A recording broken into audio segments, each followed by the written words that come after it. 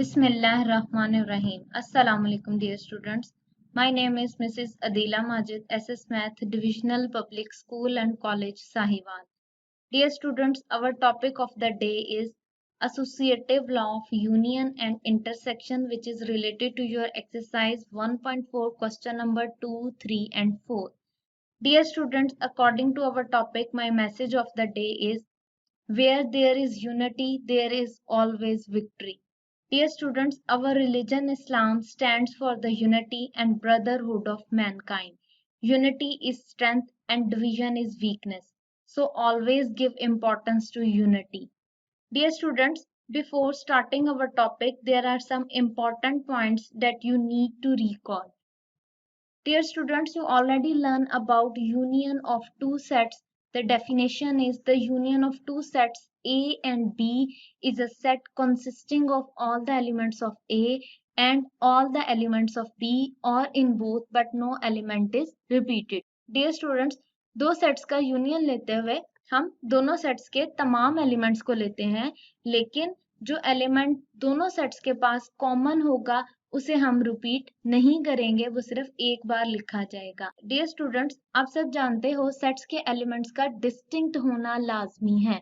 अगर हम रिपीट कर देंगे तो एलिमेंट डिस्टिंक्ट नहीं रहेंगे, इसलिए हम एलिमेंट्स को रिपीट नहीं करते हैं. The union of two sets is denoted by A union B. Here is an example. Let set A contain elements 2, 4, 5 and 6 and set B contain elements 4, 6, 7 and 8. Dear students, जब हम इनका union लेंगे तो हमारे पास answer क्या बन जाएगा 2, 4, 5, 6, 7 and 8. Dear students, here you can see that 4 and 6 are the common elements, but we have to write them only one time because we cannot repeat any element. Dear students, now we will discuss union of three sets.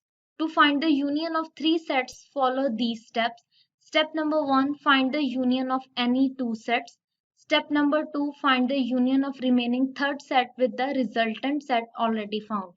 Dear students, जब हम three sets का union लेंगे तो पहला step 1 के according हमें पहले दो सेट्स का यूनियन लेना है और फिर जो हमारे पास रिजल्ट आएगा उसका यूनियन हम अपने थर्ड सेट के साथ ले सकते हैं. For three sets A, B and C, their union can be taken in any of the following way.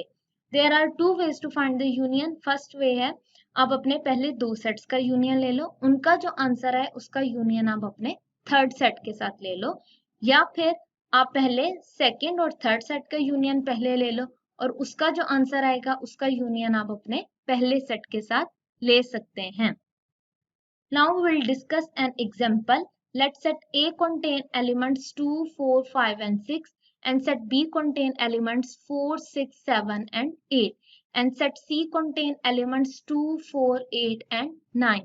Dear students, हमारे पास थ्री सेट्स हैं, हम इनमें से किसी भी दो सेट्स का यूनियन पहले ले सकते हैं. मैंने यहाँ पर A यूनियन B पहले लिया है. A यूनियन B का आंसर क्या आ जाएगा 2, 4, 5, 6, 7 and 8. डियर स्टूडेंट्स, अब हम इसका यूनियन अपने थर्ड सेट यानी कि सेट C के साथ लेंगे तो हमारे पास आंसर क्या बन जाएगा 2, 4, 5, 6, 7, 8 and 9. डियर स्टूडेंट्स, हमेशा याद रखिएगा जो कॉमन एलिमेंट होगा उसे आपने सिर्फ एक बार लिखना है, उसे रिपीट हमने नहीं करना है.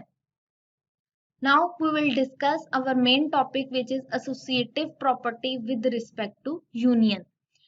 If A, B and C are any three sets, then A union B union C is equal to A union B union C is called the associative property of union of three sets.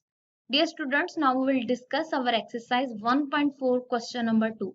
If set X contain elements 1, 3 and 7 and set Y contain elements 2, 3 and 5 and set Z contain elements 1, 4 and 8, then we have to verify this. Dear students, आप सब जानते हैं कि हम सबसे पहले brackets को solve करते हैं, तो इस क्वेश्चन में भी जिन सेट्स पे हमें ब्रैकेट्स दी गई है तो उनका यूनियन हम पहले फाइंड आउट करेंगे. हमारे लेफ्ट हैंड साइड में जो ब्रैकेट है वो सेट Y और सेट Z के यूनियन पर दी गई है, तो हम Y और Z का यूनियन पहले फाइंड आउट करेंगे. सेट Y और सेट Z का यूनियन का आंसर हमारे पास क्या बन जाएगा 1, 2, 3, 4, 5 एंड 8. अब हम इसका यूनियन अपने फर्स्ट सेट के साथ लेंगे जो कि सेट एक्स है, और सेट एक्स के एलिमेंट्स कौन से हैं? 1, 3 एंड 7।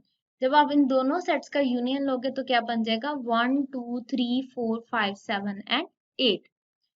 डियर स्टूडेंट्स, अब हम अपनी राइट हैंड साइड की तरफ आते हैं। राइट हैंड साइड में हमारे पास जो ब्रैकेट है वो सेट x और सेट y के यूनियन पर दी गई है, तो हम सबसे पहले इन्हीं का यूनियन फाइंड आउट करेंगे। तो हमारे पास आंसर क्या बन जाएगा? 1, 2, 3, 5 एंड 7। अब इसका यूनियन हम अपने थर्ड सेट यानी कि सेट z के साथ लेंगे, तो हमारा फाइनल आंसर क्या बन जाएगा? 1, 2, 3, 4, 5, 7 and 8. Dear students, you can see that the answer of left hand side is equal to the answer of right hand side. So we can say that as left hand side is equal to right hand side, hence x union y union z is equal to x union y union z. It is associative property with respect to union. Now we will discuss intersection of two sets. Dear students, you already learn about the intersection of two sets. The definition is the intersection of two sets A and B is a set consisting of all the common elements of the sets A and B. Dear students, intersection में हम दोनों sets के सिर्फ common element को लेते हैं. The intersection of two sets is denoted by this symbol and read as A intersection B. Now we'll discuss an example. Let set A contain elements 2, 4, 6, 8 and 10 and set B contain elements 1, 3, 4, 6 and 8. Dear students, जब हम इनका intersection लेंगे तो आप देख सकते हो हमारे पास कॉमन एलिमेंट्स कौन से हैं? 4, 6 and 8. So answer of A intersection B is 4, 6 and 8. Now we will discuss intersection of three sets. To find the intersection of three sets, follow these steps. Step number 1, find the intersection of any two sets. Step number 2, find the intersection of remaining third set with the resultant set already found. Dear students, जब आपने three sets का intersection लेना है तो आप पहले दो sets का intersection लोगे, उसका जो आंसर आएगा उसका intersection आप अपने third set के साथ ले सकते हैं. For three sets A, B and C, their intersection can be taken in any of the following way. There are two ways to find the intersection. First way है कि आप पहले दो सेट्स का इंटरसेक्शन ले लो, उसका जो आंसर है उसका इंटरसेक्शन आप अपने थर्ड सेट के साथ ले लें, या फिर आप पहले सेकेंड और थर्ड सेट का इंटरसेक्शन ले लें और बाद में अपने फर्स्ट सेट के साथ इंटरसेक्शन ले सकते हैं.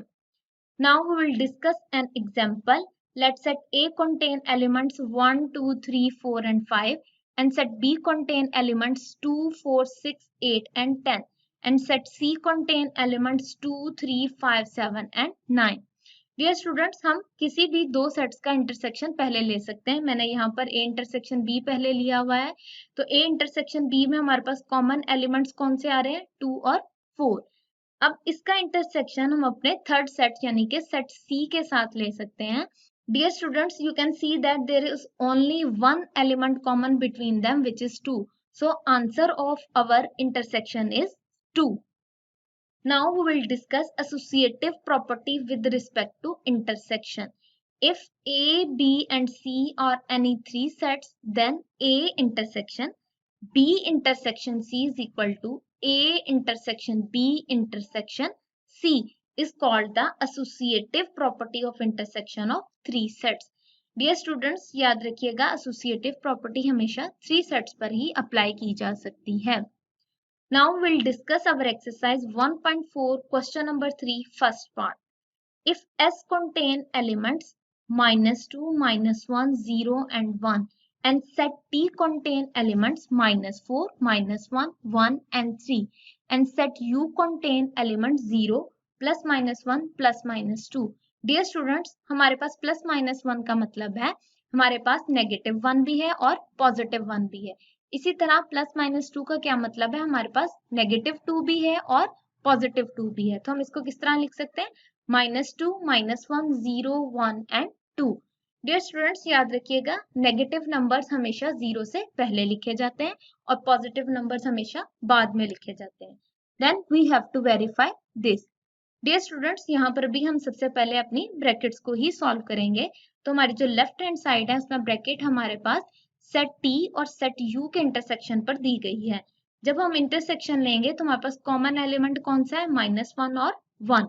तो टी इंटरसेक्शन यू का आंसर क्या बन जाएगा, -1 और 1। अब हम इसका इंटरसेक्शन अपने सेट एस के साथ लेंगे। डियर स्टूडेंट्स, आप देख सकते हैं यहाँ पर भी कॉमन एलिमेंट -1 और 1 ही है, तो हमारा फाइनल आंसर भी क्या बन जाएगा, -1 और 1। राइट हैंड साइड पर हमारे पास जो ब्रैकेट दी गई है वो सेट एस और सेट टी के इंटरसेक्शन पर दी गई है, इसलिए हम सबसे पहले इन्हीं का इंटरसेक्शन लेंगे। और यहाँ पर हमारे पास कॉमन एलिमेंट्स कौन से हैं, -1 और 1। So answer of S intersection T is -1 and 1। अब हम इसका इंटरसेक्शन अपने सेट U के साथ लेंगे, तो हमारे पास क्या आंसर बन जाएगा, -1 और 1, क्योंकि कॉमन एलिमेंट सिर्फ -1 और 1 ही है। Dear students, you can see that the answer of left hand side is equal to right hand side. So we can say that as left hand side is equal to right hand side, hence proved S intersection T intersection U is equal to S intersection T intersection U. It is associative property with respect to intersection. Dear students, now we'll discuss our exercise 1.4, question number 4, part number 1. If set O contain elements 1, 3, 5, 7 and so on. Dear students, यहाँ पर हमारे पास set O set of odd numbers है, और आपको पता है set of odd numbers कौन से elements contain करता है, जो कि 2 पर divisible नहीं होते हैं. And set E contain elements 2, 4, 6, 8 and so on. Dear students, यहाँ पर set E set of even numbers है, और सेट ऑफ इवन नंबर्स वो एलिमेंट्स कंटेन करता है जो कि 2 पर डिविजिबल होते हैं। And set n contain elements 1, 2, 3, 4 and so on. Dear students, यहाँ पर जो सेट n है वो सेट ऑफ नेचुरल नंबर्स है, जो कि काउंटिंग नंबर्स होते हैं। काउंटिंग नंबर्स कौन से हैं, 1, 2, 3, 4 and so on. Then we have to verify this. Dear students, यहाँ पर हमारे पास जो ब्रैकेट लेफ्ट हैंड साइड पर दी गई है वो सेट E और सेट N के इंटरसेक्शन पर दी गई है, और इंटरसेक्शन में आप जानते हो कि हमने सिर्फ कॉमन एलिमेंट्स लेने हैं। तो जब हम सेट ऑफ इवन नंबर्स और सेट ऑफ नेचुरल नंबर्स का इंटरसेक्शन लेंगे तो हमारे पास कॉमन एलिमेंट्स कौन से बन जाएंगे, 2, 4, 6, 8 एंड सो ऑन। अब इसका इंटरसेक्शन हम अपने सेट O के साथ यानी कि ऑड नंबर्स के सेट के साथ लेंगे। डियर स्टूडेंट्स, आप जानते हो सेट ऑफ इवन नंबर्स और सेट ऑफ ऑड नंबर्स के दरमियान कोई कॉमन एलिमेंट नहीं है, इसलिए इंटरसेक्शन क्या बन जाएगा, एम्प्टी सेट। अब हम अपनी राइट हैंड साइड को सॉल्व करेंगे, और राइट हैंड साइड में जो हमें ब्रैकेट दी गई है वो सेट O और सेट E के इंटरसेक्शन पर दी गई है। Set O set of odd numbers है और set E set of even numbers है। Dear students, as there is no common point between them, so answer of intersection is empty set. अब इसका इंटरसेक्शन हम अपने सेट n के साथ लेंगे, जो कि नेचुरल नंबर्स का सेट है। तो जब आप एम्प्टी सेट के साथ किसी भी सेट का इंटरसेक्शन लेते हो तो उसका आंसर एम्प्टी सेट ही आता है, क्योंकि एम्प्टी सेट कोई एलिमेंट कंटेन नहीं करता है। Dear students, you can see that the answer of left hand side is equal to right hand side, so we can say that left hand side is equal to right hand side, hence proved O intersection E intersection N is equal to O intersection E intersection N. It is associative property with respect to intersection. Dear students, here is the self assignment for you. You have to solve question number 2 का first part and question number 3 and 4 का second part. Dear students, thank you and Allah Hafiz.